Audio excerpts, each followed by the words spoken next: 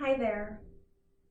So let me feature the tuck toe, the notorious tuck toe in this video. And I hope you listen in and let me know how it works out for you or how it doesn't. Well, for one, let's start out by saying that it's a difficult posture. You may see others do it innocuously, do it with so much ease, but there is a reason why it's offered in a Yin Yoga sequence. It's very stimulating for the nerve endings, the energy channels, and a lot of the meridians that connect to the soles of the feet and the toes. So the purpose of it is substantial, but I want you to think of it in your physical realm without even bothering, or at least for now, without even thinking about the historical or academic implications of it. We often confine our feet in shoes that are of just unnatural form to our feet. And we maybe get a foot spa, a foot reflexology here and there to alleviate that. But what can we do here that is maybe just within your reach that may make this posture just a little bit more palatable? Now, let me get on my hands and knees to show you how it looks like and show you just how uncomfortable it may seem. Okay, so bringing your feet behind you, you want to tuck your toes underneath. So I do that by marching my leg one at a time. And then you want to bring yourself upright so that you can rest the weight of your hips onto your heels. There are a lot of things that may get in the way of bringing your hips to your heels.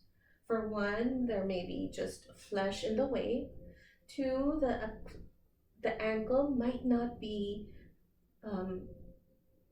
like this position, might not be flexible enough in this position.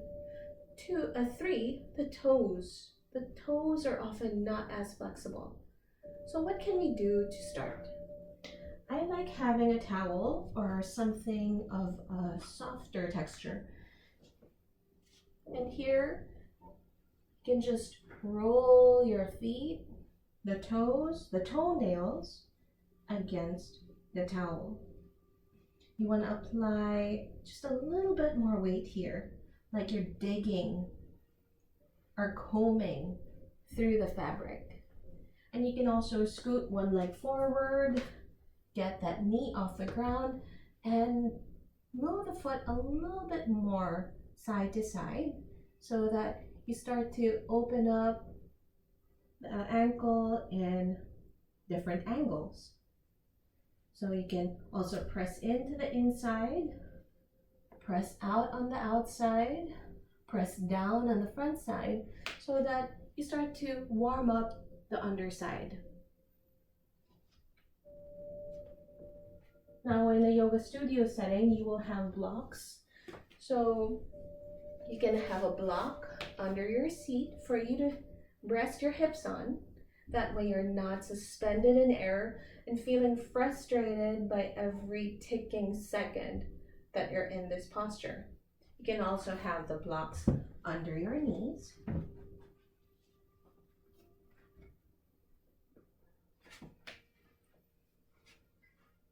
And this might lessen the weight that your legs have to carry too.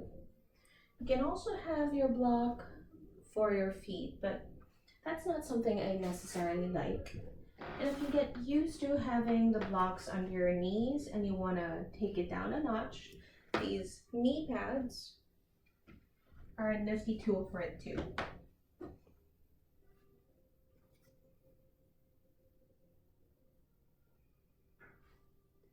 Now, the bolster is a one-stop shop for many things, and you don't have to fuss around it because it's just one big object.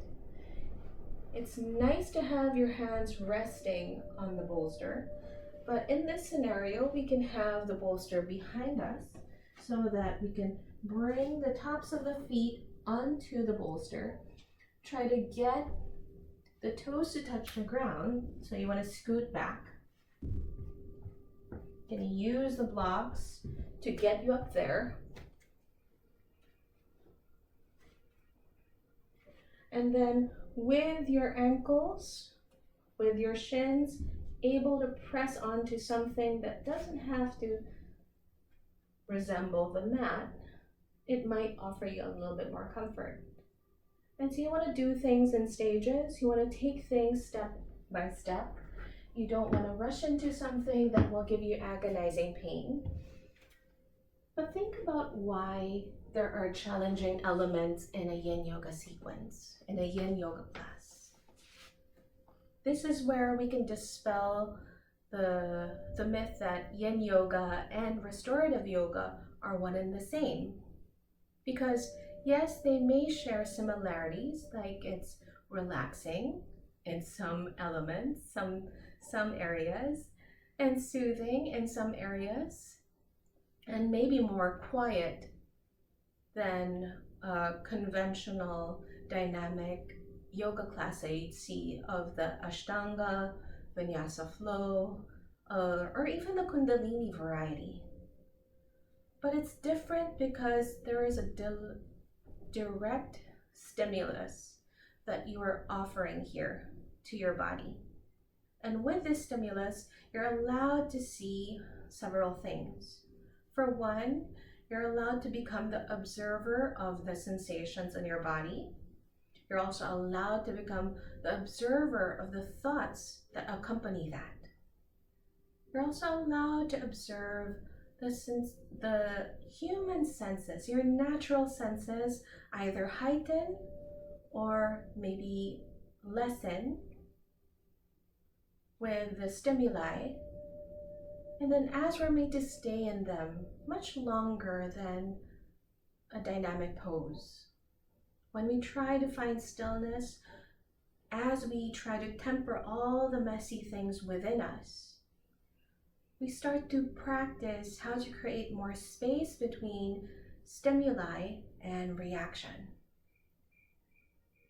And in that expansion or practice of expansion between stimuli and reaction, we start to get choices. We start to see choices that we don't always have to react to the same stimuli the same way.